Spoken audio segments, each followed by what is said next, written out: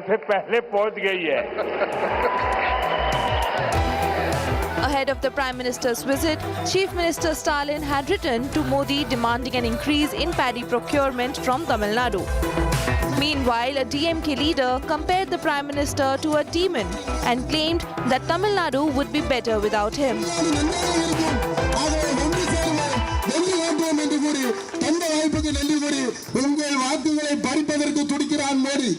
அவன் ஒரு இன்னொரு நரகாசுரன் அவனை தீர்த்து கட்டினால்தான் தமிழ்நாடு நன்றாக இருக்கும்.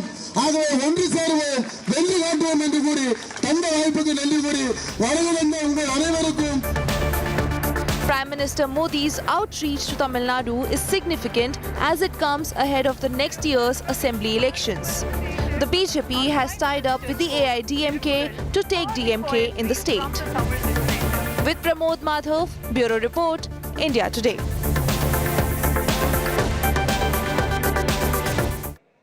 So that's what transpired in Coimbatore today with the Prime Minister attending that farmer summit. I want to bring in our panelists on this broadcast.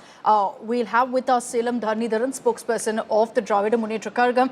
S.G. Surya, spokesperson of the Tamil Nadu BJP, is joining us on this broadcast. We also have Shekhar Iyer, senior journalist. Mr. Shekhar Iyer, I'd like to begin with you. Vanakkam first of all to the show. What do you make of the Prime Minister's comment there where he says Bihar-like winds could sweep through Tamil Nadu? Is that even a possibility right now for the NDA? Well, more than the possibility, Prime Minister has used this occasion to put in some new energy into the BJP-ADMK alliance. Of late, it has seen several, I would say, mini storms. But the fact that today he reached there and he said, even before I've arrived here, it looks like the breeze from Bihar has come here. In the sense, you would have noticed one thing, Akshita. On the day the results came, there was a team of ADMK leaders in Patna, of all places. Yeah, saying that they were live with us, yeah. Yes. So just as the NDA has succeeded in Bihar, the same thing is going to happen in Tamil Nadu. And they also praised the leadership of EPS. Now, after the results came, you saw another development, which was indeed surprising. Tamil Nadu Chief Minister M.K. Stalin congratulated Nitish, saying that this is a good example where a government is returned if it does well in delivery of its welfare schemes. So that was again being interpreted as whether, there were many YouTube bloggers who were trying to say whether, Stalin is showing some shift. And there is a third development, Akshita. Today, Kartik Chidambaram has, said that indeed Vijay and Rahul Gandhi have been in touch for a long time. And that Vijay, there was a proposal even to consider a general secretaryship post for Vijay.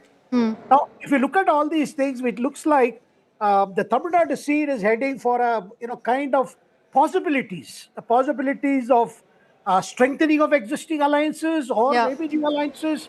So in that context, when you see Prime Minister remark, he's just using that opportunity. There is, I agree, a lot of fluidity, but I don't know if it's a stretch to talk about how Chief Minister Stalin is congratulating Nitish and whether we could really read into that, because there were many messages of congratulations. But let me bring in our political representatives also on this panel. Dharnidharan, to you first. What's your reaction to Prime Minister Modi saying that he feels there's a Bihar-like wind sweeping through Tamil Nadu? Yeah, I think he's fighting election against the DMK in partnership with the AIDMK. Of course, that is what he's going to say. He's going to say there is a BJP wave, there's ADMK wave, we will form government. That is what every other party is going to say. I think there's nothing much to be read into it. But fact of the matter is, on ground, DMK is very strong. We will get more number of MLAs than the 2021 election itself. This is what our surveys say. And there is no anti-incumbency in Tamil Nadu. That is all. So Bihar and Tamil Nadu are completely two different states. Right? In Bihar, the last 20 years, BJP has ruled in the last 18 years. In Tamil Nadu, what is the case? BJP is, without any major political party, both the Dravidian party, they have not been able to manage to win a single MLA seat. So that doesn't mean that what happens in Bihar will be replicated here. Both are completely different. So then, S.G. Surya, let me bring you in on this. Is it even realistic to talk about a 200 plus for the NDA in Tamil Nadu? See, before 2011 elections, I remember somewhere around 2010 December, Mr. Alagiri famously said, "We will win all the 58 seats in South Tamil Nadu." Just 6 months forward in 2011 assembly elections, DMK could win only 21 seats in the entire state. They did not even become the opposition party in the state. There is no history of DMK winning back-to-back state elections except for the infamous 1971 elections when Mr. Karnanidhi got a deal with Mrs. Indira Gandhi. So DMK has no history of coming back to power again. And I totally disagree with Dharnidharan when he says there is no anti-incumbency in the state. See, 2011 to 16, Ms. Jayalalitha was the chief minister. She fought 2011 elections with so many alliance partners. In 2016, she had the guts to go alone and contest in all the 234 MLA seats on ADMK symbol. She believed in her governance. But today, Mr. Stalin wants to, every alternate day, he wants to cajole the Congress, Communist, and all alliance partners because he knows DMK cannot win on its own. If they claim they have done so many welfare schemes, so many good work, if they have impressed every Tamilian in the state, can they contest the elections alone? They want this Yeah, rainbow very. alliance of 10 to 12 parties to Sure. even fight the elections. Dharnidharan, So you the want to things are respond to very that? clear. There is huge Yeah, I'll respond. anti-incumbency sweep. There is huge anti-incumbency sweeping in. Even the government employees today gotten Okay. into strike There are demanding the several old pension aspects to scheme. this This was their discussion that I election want to focus manifesto. on. So quickly, Dharnidharan, your response. No, then in that case, in 2024, why did Prime Minister Modi cobble up an alliance and restarted the NDA with even? In fact, they included 20 pages, which are only existing in what do you call in letterhead. So why did Prime Minister? 10 years he said he has given great governance. Vikshit Bharat was achieved. Then BJP could have stood alone. Why did they need an alliance with TDP in Andhra Pradesh? Why did they need alliance in Maharashtra? Why do they need now an alliance with ADMK in Tamil Nadu? They can go alone, contest in all the states across the country. Why did they need JDU in Bihar? The Okay. whole point is in 2019 itself, this DMK alliance has been formed. It is an alliance based on ideology, not electoral alliance, which has been reiterated. So, so we are continuing with that alliance, and there is no friction in the alliance. No. BJP, on the contrary, BJP and ADMK on the contrary, they have lost alliance partners in comparison to 2019 or 2021 elections. Now they are having lesser partners. We don't know where the DMDK, which has been a part of ADMK, is going to go. We don't know about the Sure. PMK, which is going to split into a couple of factions. No, And with alliances, regard to the let's government be very staff clear that everyone protest, needs allies. I think that's evident really in what's happened in Bihar as well. If that's one takeaway perhaps that Tamil Nadu can learn from, because I don't see any other comparison that can actually be drawn between what's happened in Bihar and Tamil Nadu. There are several aspects to this discussion that I want to focus on because there were a number of headlines that emerged from the Prime Minister's visit to Coimbatore. One of those was that you had a very controversial comment made by a DMK leader about Prime Minister Modi. I want you to listen into this before we get in reactions also on that. உங்கள் வாக்குகளை பறிப்பதற்கு துடிக்கிறான் மோடி. அவன் ஒரு இன்னொரு நரகாசுரன். அவனை தீர்த்து கட்டினால் தான் தமிழ்நாடு நன்றாக இருக்கும். ஆகவே ஒன்று சேருவோம், வெற்றி காட்டுவோம் என்று கூறி தந்த வாய்ப்புக்கு நன்றி கூறி வழங்க வந்த உங்கள் அனைவருக்கும் மீண்டும் ஒருமுறை நன்றி கூறி Dharnidharan, do you agree with that kind of language that was used? yeah, again, every time when you translate from Tamil to English, there could be some misnorm, like it could be, maybe the translation was right. But what is pertinent to note is that the fear is that because of SIR, people may lose their vote. And I think this is bad for the democracy. And they say the SIR process should stop. And that is about No, it. I'm asking you very clearly, do you condemn what he said or not? I know Tamil, so I know exactly what he said, Dharnidharan. And firstly, I couldn't also hear it properly because your audio was very bad. I could only see the translation. That's point one. And I don't know who Jai Balan is. Of course, he's my party functionary, but he's not neither a spokesperson nor someone. He's part of the. He's a member of the party. Isn't that enough? SG Surya. No. The point is, I also couldn't hear it properly. As I said, when you played it, the voice quality was really bad. I could only see the translated English version. No, so that's what he said. But SG Surya, go ahead. Akshita, Jai Balan is the district secretary of Tenkasi district. Obviously, he is miles ahead of Dharnidharan in the pecking order of DMK. And I'm very amused that he does not know Jai Balan. He's a district secretary. You know how powerful is a district secretary position in DMK? They are literally the kings of the district. They can do anything. So, He does not. He is not knowing Jay Balwin is first shocking. Second, more shocking is he does not know about this comment that he has made, which is spreading like wildfire. The DMK has not condemned it officially. Today, we have filed complaint with the SP and also DGP in Chennai against this unacceptable remarks. First, Stalin not coming to receive Prime Minister is against the decorum of any proper politics. Second, DMK not condemning such wild language, such violent language by a DMK senior leader is again more shocking. But we don't expect anything better from DMK. This is not acceptable at all, and I'm sure all this culminating into the biggest of arrogances, they will Okay. not No, so become you've even touched the upon opposition one. party in 2026 like they came in 2011. Okay, you've touched upon one issue, which is about Chief Minister Stalin not receiving the Prime Minister. Dhanidharan, do you want to respond to that? Because the BJP is repeatedly saying that this is an insult to the Prime Minister. As per protocol, the minister should receive. Even when he went to Madurai recently, it was the local Madurai minister who received. So every time it has been different ministers has been receiving him. As per protocol, all the respect is given the Prime Minister. Chief Minister has number of other works to do. Of course, if there is a state government function, the Prime Minister the Chief Minister himself will go and receive him. In fact, when we had a chess Olympiad, the Chief Minister invited the Prime Minister because as an international level event, it is only proper that the Prime Minister invited. The Chief Minister went and invited him. But Prime Minister also comes for a number of other events, such as this one or for the BJP party-related event. And every time when someone, let's say Home Minister, the Prime Minister come, Chief Minister can't go because he has other previous engagements. And the local minister is going every time. So the local minister, Mr. Swaminathan, has gone. I don't think what is the controversy. If you want to make a controversy, anything and everything can be made into a controversy. Last time there was a debate and they asked me, why did your Chief Minister invite him for the chess Olympiad? Is DMK hobnobbing the BJP? No. If it is an international level event that's happening in Tamil Nadu, of course he will be invited. If the Prime Minister is coming for BJP event, the local minister will go. If the Chief Minister has previous engagements. So I don't know what is the whole controversy in this matter. Okay. I want to also cut across to a news break that's coming in.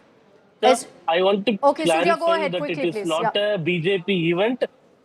It is not a BJP event. I never said it's a BJP event. Is referring the.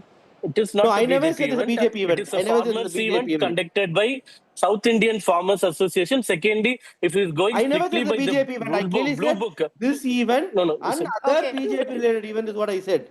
No. Okay. Secondly, it is a political courtesy that is being followed in this country. Gentlemen. Whenever the Prime Minister comes, Chief Ministers used to receive him.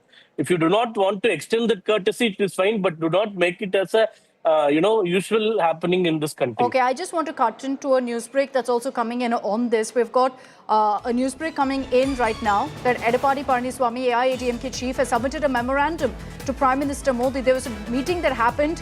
In fact, EPS was there to welcome the Prime Minister in Coimbatore. He's appealed to Prime Minister Modi to expedite the metro rail construction in Coimbatore and in Madurai. This has been a big talking point because you also had Chief Minister Stalin taking a jibe at the Prime Minister on the day that the Prime Minister was in Tamil Nadu, saying very clearly that for BJP-ruled states, the green signal is given for metros, but in non-BJP-ruled states, there is no green signal given to metros. The projects like this are blocked. And now you've got EPS also writing to Prime Minister Modi in that particular memorandum that he's handed over, saying expedite metro in Coimbatore as well as in Madurai. And this is because the central government has turned down any request for a metro here. I'll bring in SG Surya on this of the BJP. Surya, all this while there's always been focus on development. And you had the BJP constantly saying the central government has done everything they can to help in the development of Tamil Nadu. Why are Madurai and Coimbatore not getting the metro that they need? There were so many glitches in the DPR. For example, it says the Tamil Nadu government says a 34-kilometer of metro in Coimbatore would carry more passengers than the entire 55-kilometer of Chennai metro network. So there are too many technical glitches. The center did not reject the proposal at all, which is the failed campaign that DMK is expertised in doing it. The central government has sought many clarifications. Even when the Agra metro proposal was sent, they've returned the proposal seeking so many clarifications. Even for the Bengaluru metro, this has happened. This is a normal process. This is normal bureaucratic process, which is again and again being politicized. If the government says, according to the 2011 census, Coimbatore or Madurai did not reach the 2 million population, the state government can always tell or quote different census or different metrics to say that they have already crossed the 20 lakh population. So I don't think why they want to politicize every single thing in the state. The center has not rejected it. I will tell you very clearly. The CMRL has also clearly said it. The center has only sought for more clarification. Once the clarifications are So the submitted, letter center will I obviously submit. have, the Undersecretary to the Government of India very clearly has said that the BRTS may be better suited in Madurai, in Coimbatore as well, referring to the population, as you've pointed out, Surya. Dharnidharan, do you think that, the metro projects right now are being stalled because of politics, or as Surya says, that, this is the normal process that's followed, that you have to justify needing a metro in cities? Surya may say whatever he wants to say, but the fact of the matter is that not just Tamil Nadu, every non-BJP or BJP alliance rule state have been neglected by this union government, and there is data how much metro for even the Chennai phase 2 metro, you compare it with how much Maharashtra BJP rule has been getting or how much Madhya Pradesh is getting in percentage terms. The union government contribution is more. Not just metro, you go to Kelo Bharat, the BJP rule state, Gujarat, which is the least lowest contingent in Olympics, gets 600 crores, Tamil Nadu gets 30 crores. So there is discrepancy for in every project when it comes to union government in how they treat the non-BJP rule state, not just metro. Agra, okay, is a much smaller city than Coimbatore. And of course, as you read out, they did say that the population is smaller, metro is not suitable. This is the problem. What happened to AIIMS Madurai? AIIMS Madurai in Tamil Nadu alone was JICA funded, but now the BJP rule state is 100% union government funded. So this is a discrepancy. Why did the AIIMS Madurai get delayed? Simply because it said it's a bank loan JICA funded project, and the whole funding got delayed. Right. So, but on the contrary, in Assam and when Himachal Pradesh, when BJP was ruling, the project started in the first year and got completed by the 5th year itself. So this stepmotherly treatment is a problem. Or when it comes to drought relief fund or flood relief fund, which we asked, Gujarat was given 2,000 crores the next day. Tamil Nadu was never given any money. Right, no, so this kind of discrepancy exists on all levels. Not just the center versus state. The center versus state. Shekhar Iyer, final word on this. The center versus state fight and this narrative that, look, the central government is not giving Tamil Nadu its due, not giving, the necessary development to the state. Do you think that this is a narrative that will really fly in the upcoming elections? No, this will be an issue because DMK has made it a talking point throughout last couple of years, whether it is for national education project or for, but you remember there was a controversy about Chennai Metro not getting funds from center for its second phase, but finally it was approved in October 2024. In fact, 8,000 crore and odd, center has already released 3,000 crore. No, definitely I don't see this metro being a big issue because ultimately NDA will also come out with a manifesto for Tamil Nadu elections where all these aspects will be taken care, as you pointed out. Some of the criteria in terms of cost benefit for a project of this kind of investment, that has been pointed out. So I don't think this is going to be a stumbling block in terms of what expansion of metro, because PM himself has been quite clear because at the moment there are more than almost 24 metro projects are on in this country. Okay, all right. We'll leave it at that. Shekhar Iyer, Dharnidharan and SG Surya, thank you for your time. Thank you for joining us here on India Today. I want to focus now on also the Prime Minister's visit this morning to Andhra Pradesh's Puttaparthi for a grand tribute to Satya Sai Baba. You had Aishwarya Rai, Sachin Tendulkar there. What went viral was actor Aishwarya Rai touching the Prime Minister's feet and heaping praises on him. Here are some of those highlights.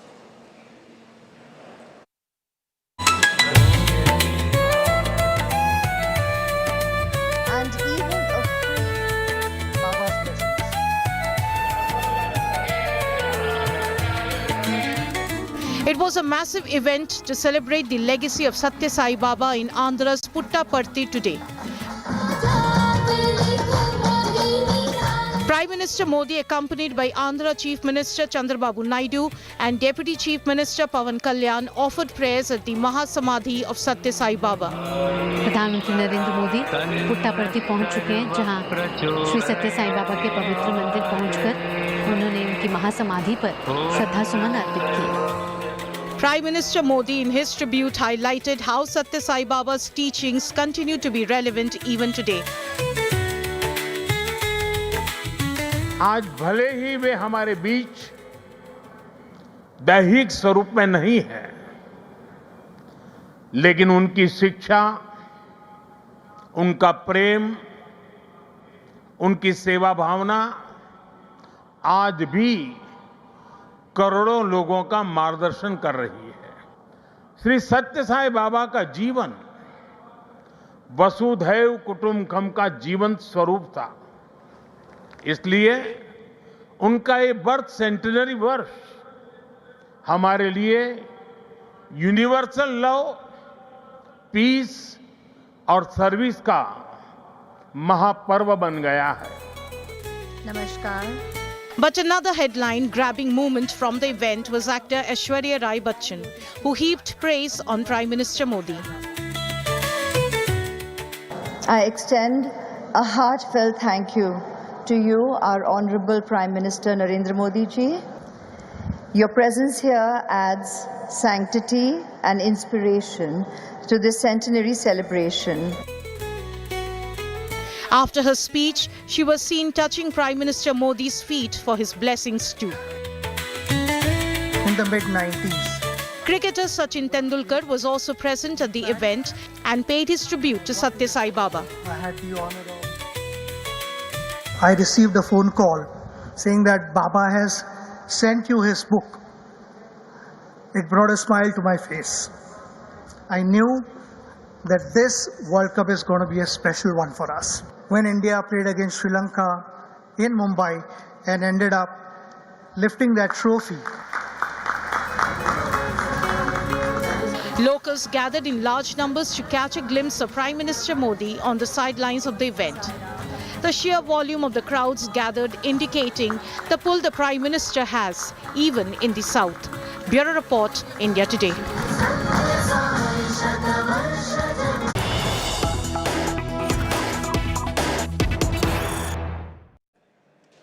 Let's get you an update on Anmol Bishnoi, extradited from America, brought to India and already facing the agencies. In the court, he's been sent to 11-day custody with the NIA. The NIA, remember, had pushed for 15-day custody of the gangster. Anmol Bishnoi is the brother of Lawrence Bishnoi and is wanted in several cases. The Sidhu Moosewala murder, Baba Siddiqui murder, the threats to Salman Khan.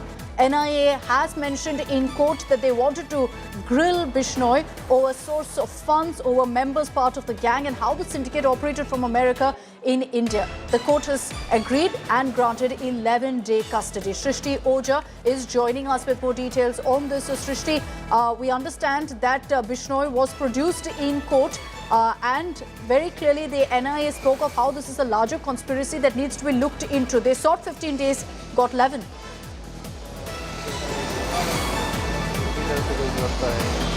Well, yes, definitely it's a big breakthrough for NIA, who has finally managed to get 11 days to question in its custody Anmol Bishnoi, who has been absconding since 2022 after his deportation from the United States. We saw him be brought to India. He was arrested by the NIA at the airport, and after all the formalities was completed as the criminal procedure goes, he was produced before the court, Delhi's Patiala House Court, before the special NIA judge. After he was produced before the court amidst heavy deployment and heavy security, we saw the court grant 11 days custody when NIA had sought for 15 days. You can see the police deployment outside the Delhi police van, which is standing right here, because Anmol Bishnoi is expected to leave in some time in this particular van right outside Delhi's Patiala House Court. The hearing, which went on for over an hour, was an in-camera proceedings, which basically means that it wasn't an open court hearing,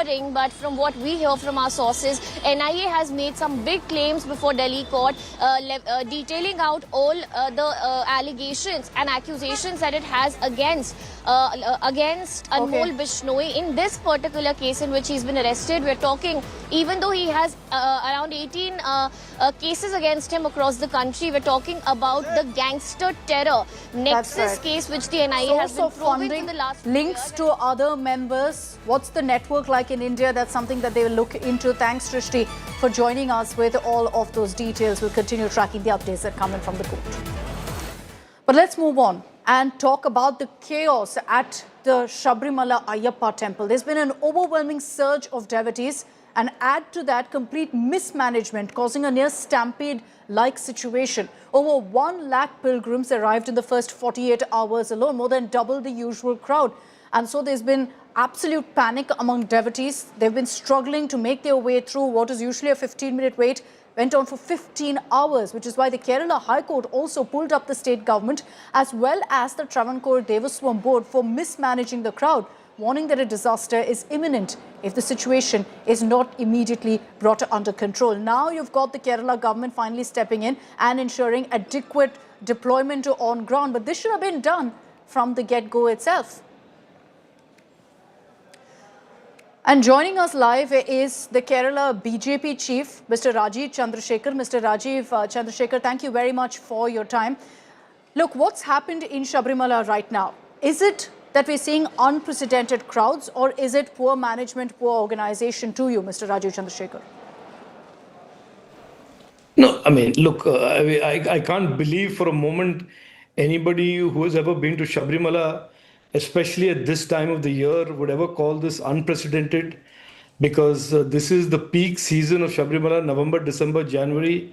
And it is, I mean, blaming the crowds for the crisis and the catastrophe is really one of the most bizarre things that I've heard. This is absolutely 100% unambiguous negligence, lack of planning, incompetence, whatever you want to call it.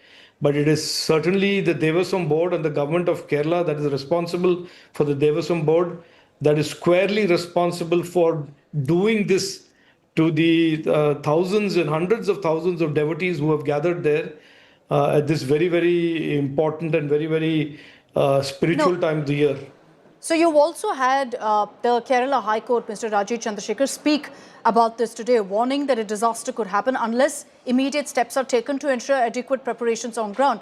Now, correct me if I'm wrong, but I remember similar images coming in last year too from Sabrimala of the chaos that broke out, of devotees having to wait for hours together.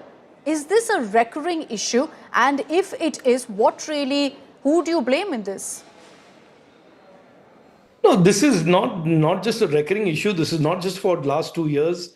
I have worshipped at Sabrimala for 19 years on a trot, except for the floods.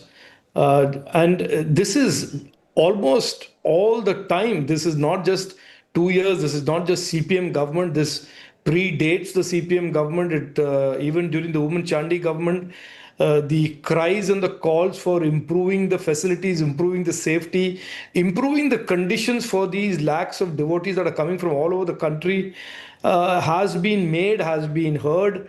But throughout these last 10, 15 years, there has been absolutely no interest, no response of any kind by the government, excepting for these cosmetic things that they do. And certainly in this particular government, Pinarayi Vijayan's government, they've taken it to the next level, where just a few months ago, they had the gall to organize an Ayyappa Sangamam with taxpayer money, where no Bhakta showed up.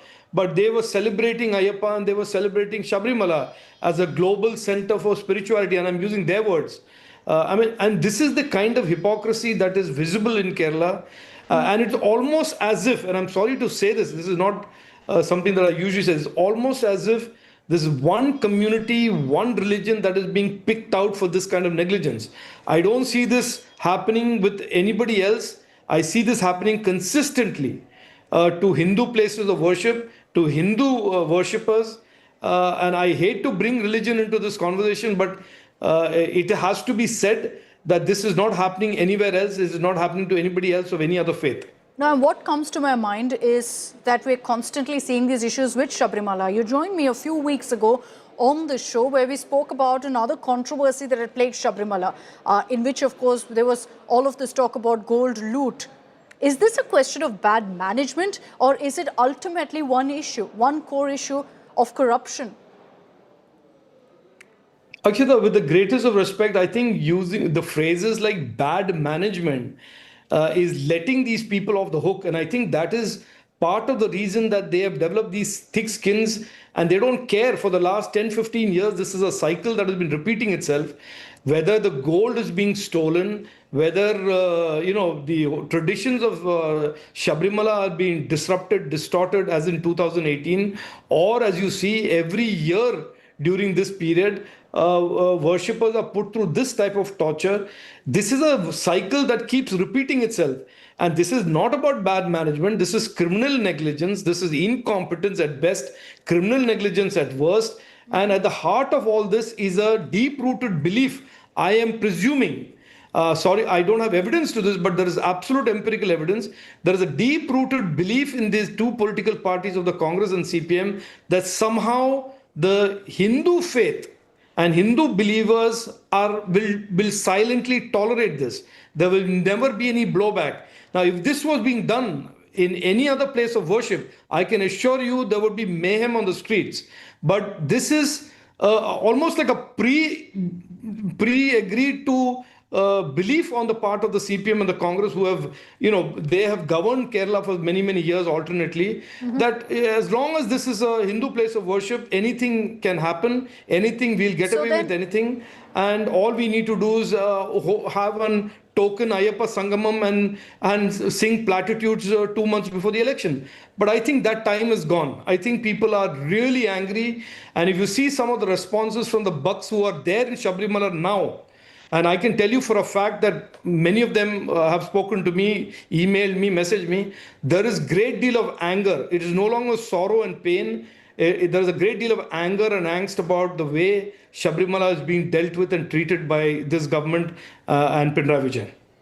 You speak of emotions that devotees are going through, and many of them have, you say, spoken to you also about this. But looking at the current situation in the Sabrimala temple and the fact that, this isn't a board that's run out of money or any of that. They've got ample funds, ample backing.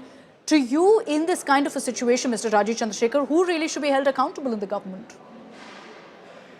Look, in 2015, the current Chief Minister Pinarayi Vijayan was the opposition leader. And when he was speaking about a corruption scam of the Congress party, he said his famous words. He said, those in public life and in government must have a sense of accountability and responsibility to the people. And if they fail, if they have a little bit of shame, they should resign. These are his words. I am translating his Malayalam into English, but this is precisely what he said in 2015 in terms of those being in government and their accountability and resigning if they have shame when they were confronted with failures. Today, the same Chief Minister is presiding over government that has not only been accused of, but is seen with his hands in the cookie jar with 4.5 kilos of gold stolen and missing from Sabrimala, 25 crores of money missing from Guruvayur temple, and hundreds of acres of land of temples suddenly gone missing and being encroached. And he has forgotten his own famous words that if there is a sense of accountability and shame while you are in government, while you are accountable for the Devaswam board under Article 25, you should resign. But they will not resign because for them, this is just another thing to push under the carpet, spin through a few reels and few posts on Facebook and continue moving forward with their old style politics. But I want to say with all sense of responsibility, Akshita, and you may think that I'm being over the top aggressive in this one, but I'm not. This politics came to an end and has come to an end this year. People today in Kerala want this to stop. They don't want one particular faith and one particular community to be taking the brunt of all the criminal negligence, of all the corruption and all the incompetence that these politicians have given over the last many decades. Are you then, Mr. Rajiv Chandrasekhar, suggesting that the government, that the Pinarayi Vijayan government will ultimately pay the price in the elections next year? I am not a big man for predicting things, but I certainly know the pulse of the people of Kerala. I can see that from what people are saying in Sabrimala, the anger, the angst, and the belief that Pinarayi Vijayan has or the Congress party has that somehow people will forget, people will move on, people will forget the pain and indignity that they were subjected to because these parties will come up with some fresh proposition that I believe will be demolished in these coming elections and in the coming years. The time for accountable politics is here in Kerala. And I think people see all around them, all around the country today, people electing governments that are accountable, that are delivering, that are, serving the people of their states, whether it's Bihar, whether it's Maharashtra, whether it's Haryana. And I think it's time that we got that change in Kerala as well. This is enough of this nonsensical, incompetent politics that has been dished out to Malayalis for the last 35, 40 years. Let's see if that actually happens in Kerala in the upcoming elections. But this also touches upon an issue naturally, that perhaps we're just never ready for massive events, for mass events. And we've seen stampede-like situations, stampedes break out in so many of these kind of events. Right now, the government has taken steps to ensure that there are adequate measures put in place in Sabrimala, and we hope that actually helps in controlling the chaos. Thanks very much, Mr. Rajiv Chandrasekhar, for taking the time out and joining us here on India Today. I'm slipping into a very, very short break here on Super 6. We'll be right back with a big news break coming in from Bihar as we count down to the swearing-in ceremony of Nitish Kumar tomorrow. Stay with us.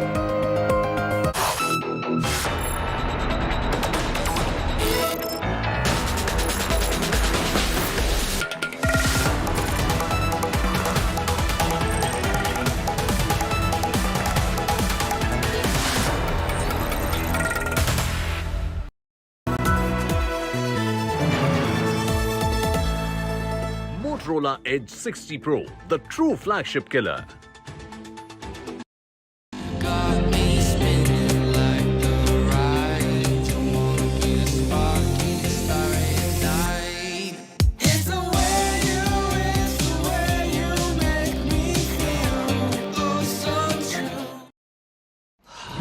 Salute है जी, आप देश की रक्षा में जान लगा देते हैं और आप घर घर में तार लगाते हैं जी। ई बीम टेक्नोलॉजी से बनी, न जले न पिघले, सबकी रक्षा करे। हम सरहद पर लोगों की रक्षा करते हैं और आप देश के अंदर। सैल्यूट तो बनता है जी। अपार अणुशक्ति फायर प्रोटेक्ट वायर, अपार देश का तार।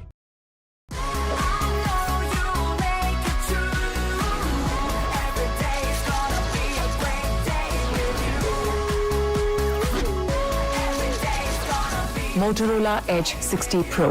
Hello, Moto.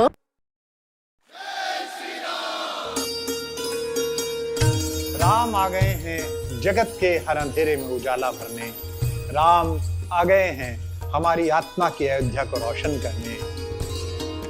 और मैं कुमार विश्वास आ रहा हूं लेकर उनकी कथा, उनका प्रेम, उनका संदेश। मिलिए मुझसे पहली बार साहित्य आज तक पर हर दिन का शुभारंभ अपने अपने राम से, जिसे गा देने भर से साहित्य के शब्द शब्द में दीप जलता है। जिस कथा में भारत की आत्मा बसती है, युग का विश्वास पलता है। मिलिए मुझसे साहित्य आज तक पर, जहां अक्षर अक्षर में विश्वास का दीप जलता है।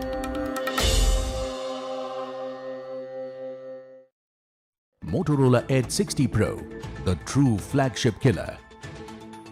Hi, here are the top headlines presented by Motorola. Nitish Kumar elected as a leader of the JDU Legislative Party to take oath on November 20th.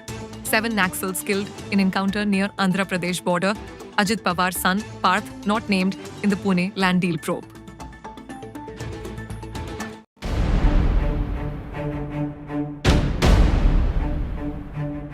लेकिन मुझे लगता है कि जो गठबंधन है ना, शुरुआत से, जैसे मैं हालांकि दूसरे इसके लिए गया था बिहार में, क्रिमिनल जो लड़ रहे इलेक्शन, लेकिन वहाँ बहुत सारे मुस्लिम से बात की थी। नीतीश को लेकर पिछली हमेशा वो वोट देते रहे, इस बार भी देते रहे। एक सिर्फ डाउट था कि जिस तरीके से नीतीश कुमार की तबीयत को लेकर बातचीत हो रही थी कि अब अगले टाइम तक सीएम रहेंगे कि नहीं, तो मुस्लिम बहुत सारे ऐसे मिले जिनका ये कहना था कि नीतीश जीत तो जाएंगे लेकिन मुख्यमंत्री बीजेपी का होगा, तो फिर ऐसे में वोट किधर दूँ।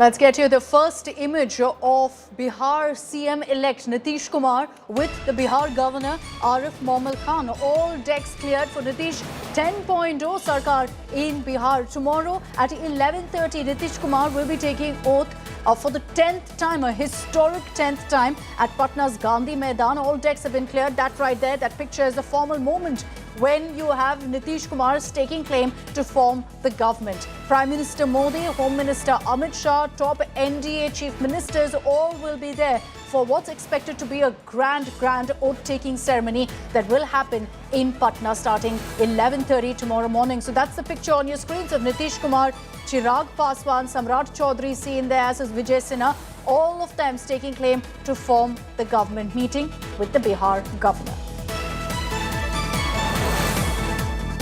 You can trust us here at India Today to get you all of those updates tomorrow. A reminder, 11:30 in the morning is when the oath-taking ceremony will take place in Patna. That's all we have time for in this edition of Super 6. Thanks for tuning in. On the other side of a short break, To the Point with Preeti Chaudhary.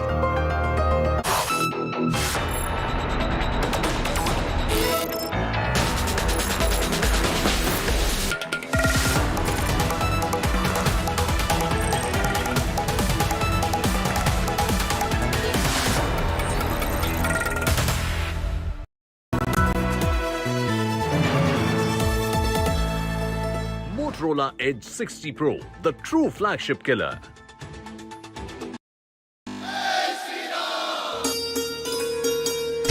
Ram आ गए हैं जगत के हर अंधेरे में उजाला भरने, राम आ गए हैं हमारी आत्मा की अयोध्या को रोशन करने। और मैं कुमार विश्वास आ रहा हूं लेकर उनकी कथा, उनका प्रेम, उनका संदेश।